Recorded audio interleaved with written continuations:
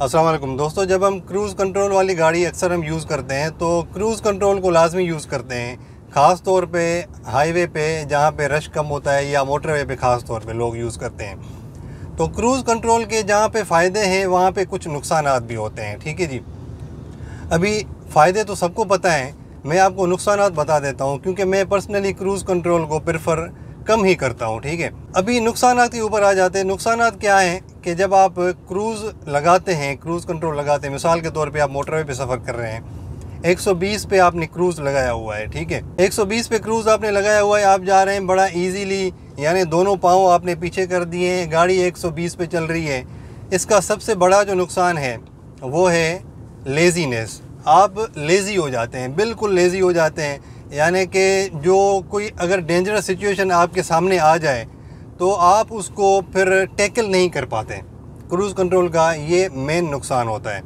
दूसरा नुकसान, जो बड़ा नुकसान है, वो ये है कि आपका जो ब्रेकिंग डिस्टेंस है वो बढ़ जाता है।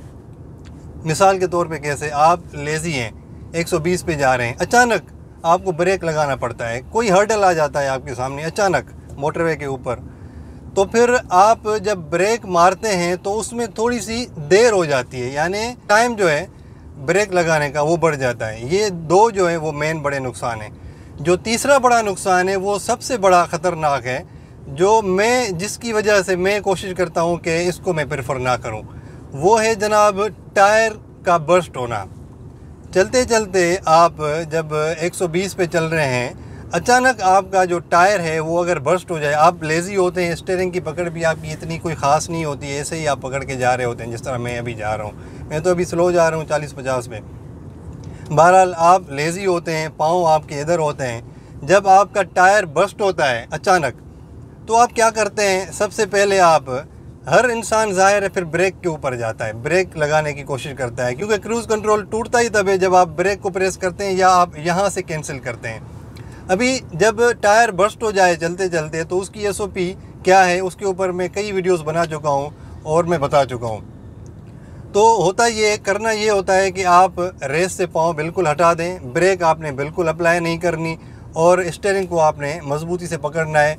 उन सबसे पहले आपने नर्व्स पे कंट्रोल करना है, अपने आसाब पे कंट्रोल करके ये सारे काम करने होते हैं। ठीक है, नर्व्स पे कंट्रोल करके स्टीयरिंग को मजबूती से पकड़ना है, रेस से पाँव आपने हटा देना है, ब्रेक आपने अप्लाई नहीं करनी, क्योंकि जब आप ब्रेक अप्लाई करेंगे तो आपकी गाड़ी इम्बैलेंस हो जाएगी और उलट सकती है, चाहे आपका रियर वाला टायर बर्स्ट हुआ है या आगे वाला टायर बर्स्ट हुआ है, तो आपका मतलब ये बड़ा नुकसान हो सकता है। तो अभी जब क्रूज़ लगा हुआ है और आपका टायर बर्स्ट होता है तो आपका रेस से पाँव तो हटा हुआ है पहले ही, तो आप गाड़ी की स्पीड को फिर कैसे कंट्रोल करेंगे? उस वक्त पता ही नहीं चलता, उस वक्त बंदा इतना परेशान हो जाता है, कोई धमाका होता है तो बंदा इतना परेशान होता है। तो अगर आप ब्रेक को अप्लाई करेंगे तो आपकी गाड़ी इम्बैलेंस हो जाएगी, हो सकता है कि उलट जाए, क्योंकि ब्रेक तो ये फर्स्ट चीज़ यही है, पहली चीज़ यही है कि आपने ब्रेक को अप्लाई नहीं करना, आपने रेस छोड़ देनी है। लेकिन क्रूज़ लगा हुआ है तो गाड़ी तो फिर उसी स्पीड से चल रही होगी, तो आपकी गाड़ी को बड़ा नुकसान हो सकता है। ये क्रूज़ का ये बहुत बड़ा नुकसान होता है। ठीक है, तो उस सूरत में आपने क्या करना है, देखें, उस वक्त मैं आपको दोबारा बता देता हूँ, उस वक्त समझ नहीं आता। अगर आप कोई इतने अच्छे ड्राइवर हैं, आपकी नर्व्स के ऊपर आपका कंट्रोल है, तो आपको यहाँ पे ऑप्शन मिलता है ये कैंसिल वाला, आप क्रूज़ को कैंसिल कर दें।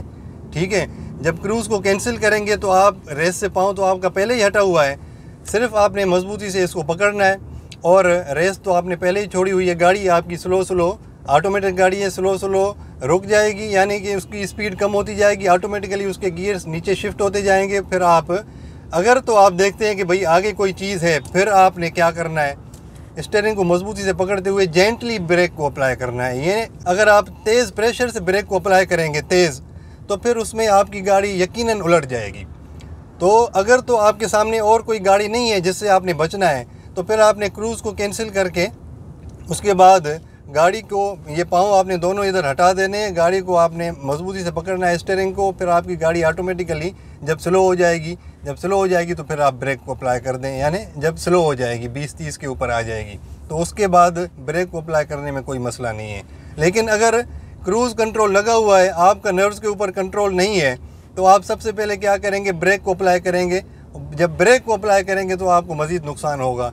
शायद गाड़ी का भी नुकसान हो, शायद आपकी जान को भी खतरा हो। तो ये ज़रूरी है आपको बताना कि क्रूज़ कंट्रोल तभी लगाएं जब आपकी गाड़ी मुकम्मल फिट है, ठीक है, आपकी गाड़ी के टायर बड़े ज़बरदस्त कंडीशन में हैं और आपको पता है कि भाई कोई पोटेंशियल हैज़र्ड नहीं है, कोई पोटेंशियल ख़तरा नहीं है जिसकी वजह से क्रूज़ कंट्रोल लगाने से मुझे गाड़ी में कोई ख़तरा हो सकता है। प्रॉब्लम जब आपको पता है कि भाई नहीं है कोई भी, तभी आपने क्रूज़ कंट्रोल लगाना है।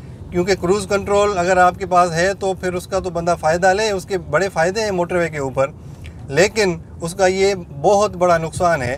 तो अगर आप क्रूज़ कंट्रोल लगाते हैं तो इस सिचुएशन के लिए आप हमेशा रेडी रहें, ठीक है। आपके पास यहाँ पे ऑप्शन मौजूद होता है, जब भी आपको ज़रूरत पड़े तो आप ब्रेक के ऊपर पाँव ना लगाएं, यहाँ से आप क्रूज़ को कैंसिल कर दें। अगर आप इतने अच्छे ड्राइवर नहीं है तो क्रूज़ कंट्रोल ना ही यूज़ करें तो बेहतर है। मुझे लगता है कि आपको समझ में आ गया होगा। इंशाल्लाह फिर नेक्स्ट वीडियो में मिलेंगे, तब तक के लिए इजाज़त दीजिए। अल्लाह हाफ़िज़। Thank you very much.